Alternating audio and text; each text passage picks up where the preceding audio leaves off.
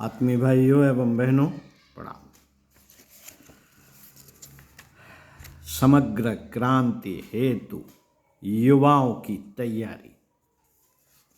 आपको पुस्तक पढ़कर सुना रहे थे संकलन संपादन विचार क्रांति अभियान, पृष्ठ 37। हम युवा शक्ति को दिशा दें।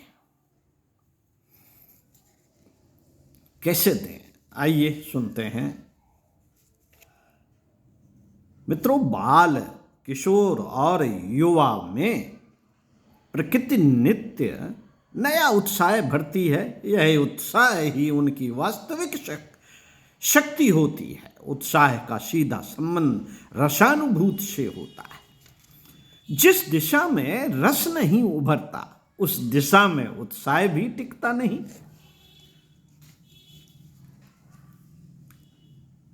जिस दिशा में रस नहीं उभरता उस दिशा में उत्साह भी टिकता नहीं। उनके उत्साह को यदि आदर्शों की दिशा में लगाना है तो उनमें आदर्शों में रस लेने का मादा भी पैदा करना होगा। रस तो कारण निरपेक्ष होता है। वह तो भले से भले और बुरे से बुरे कार्य में भी उभारा जा सकता है। उसका सीधा संबंध कामना और अभ्यास से होता है। जिस तरह के जीवन का हमें अभ्यास हो जाता है, जिस तरह के जीवन का हमें अभ्यास हो जाता है उसी में रस आने लगता है। अबोध अवस्था में जिन्हें मांसाहार की आदत पड़ जाती है उन्हें उसमें रस आने लगता है।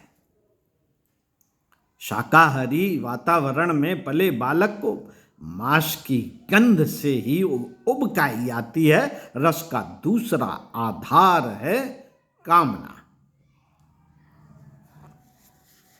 किसी विचार या किसी दृश्य से प्रभावित होकर जो कामना मन में उभरने लगती है उसी में मनुष्य रस लेने लगता है।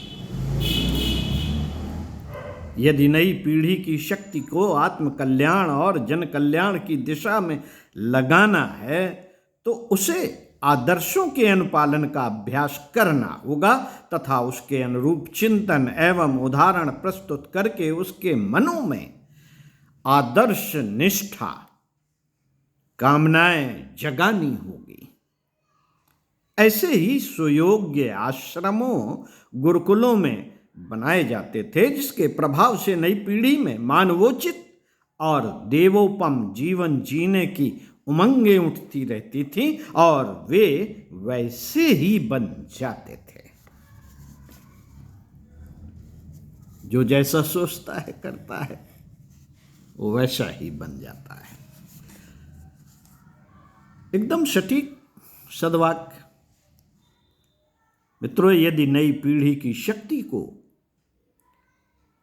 आत्मकल्याण और जन कल्याण की दिशा में लगाना है तो उसे आदर्शों के अनुपालन का अभ्यास करना होगा तथा उसके अनुरूप चिंतन एवं उदाहरण प्रस्तुत करके उनके मनों में आदर्शनिष्ठ कामनाएं जगानी होंगी।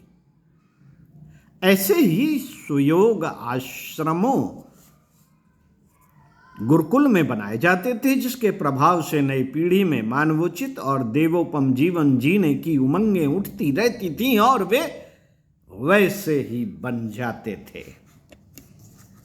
साथियों, अभ्यास या कामनाओं को वांछित दिशा देने के लिए इस पीढ़ी को चाहिए ऐसे व्यक्ति जो उनके प्रौढ़ मित्र सिद्ध हो सके।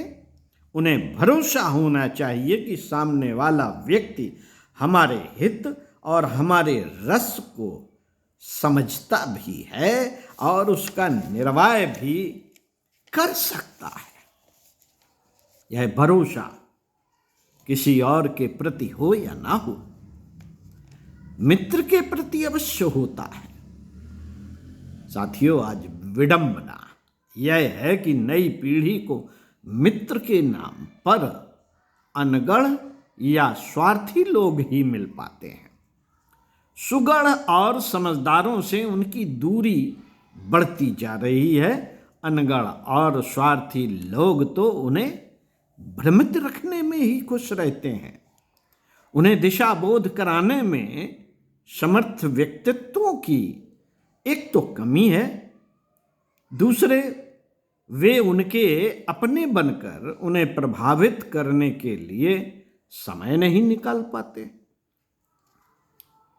युग निर्माणी गायत्री परिजन यदि युवा शक्ति को दिशा देने का युग यज्ञ करना चाहते हैं तो उन्हें अपने बीच से कुछ ऐसे सुगढ़ आदर्शनिष्ठ व्यक्ति निकालने होंगे जो नई पीढ़ी के प्रौढ़ मित्रों की भूमिका बखूबी निभा सकें, उनके लिए पर्याप्त समय निकाल सकें तथा परम पूज्य गुरुदेव वेद मूर्ति तपोनिष्ठ युग ऋषि पंडित श्री राम शर्मा आचार्य जी के विचारों के हवाले से अपने जीवन का स्पर्श देकर उनके जीवन की दिशा संभाल सके। ऐसे व्यक्ति हर क्षेत्र में उभारे जाने चाहिए।